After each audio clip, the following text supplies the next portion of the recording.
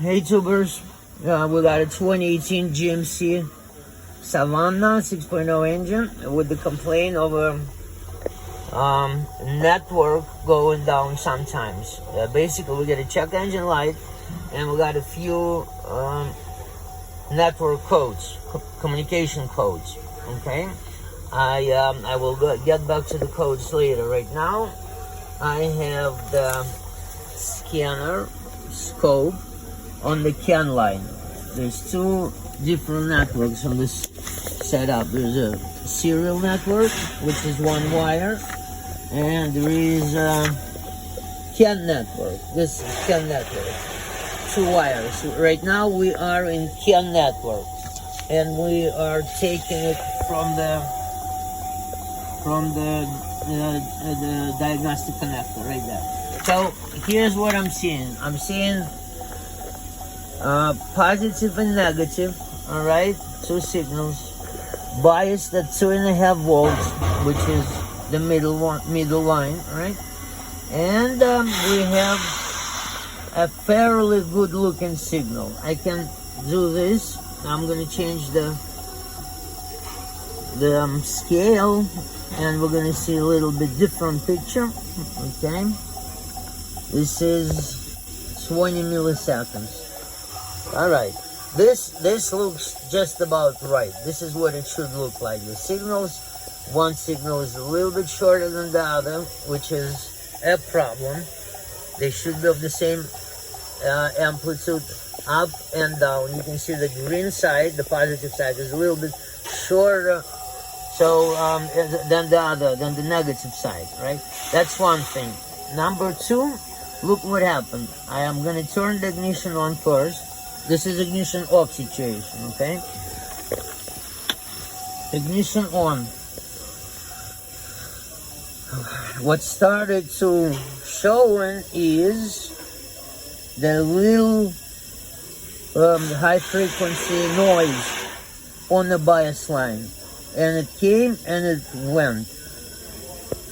What I'm referring to, the little high frequency surges off of the baseline, off of the bias line.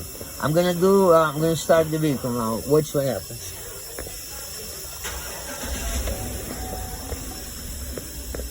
More of that. Now the baseline or the bias line shows a serious issue. It's under a high frequency noise. Now let's look at it from different scale. Now the signal is still there. Mind you, the network works. It only goes bad sometimes. But by looking at the signal, you can analyze it, and if you've seen enough of them, you can basically draw a conclusion on what this network does and what the problem could be, even if it's not there right now. And this is exactly what I'm doing right now. I'm trying to figure out what causes the network failure in the absence of the absence of a total failure. The network is still working, but the job is to find what happens to it sometimes. Okay, so I'm looking at this bias line and I'm seeing high frequency. Let's change the scale. Go to 2 milliseconds. Okay, now you can see even better. Now you can see it even better. The middle, the baseline or the bias line is corrupted, and it's corrupted in the same manner. You see the signals match.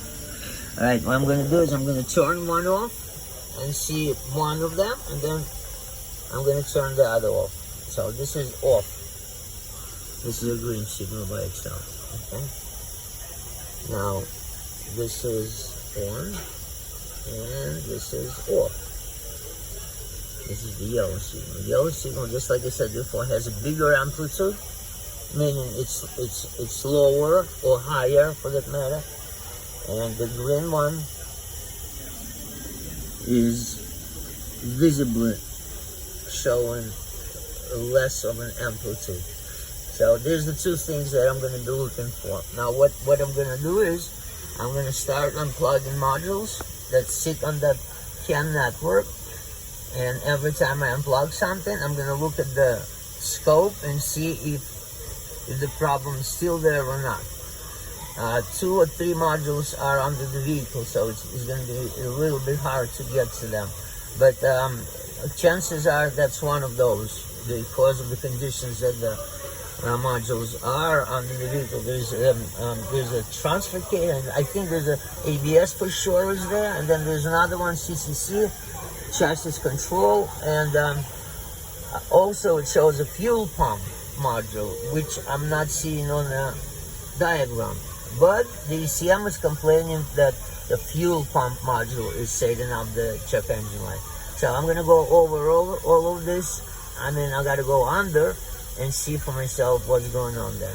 All right, thank you. If it's interesting to you, please subscribe and tell your friend, and I will come back with the results.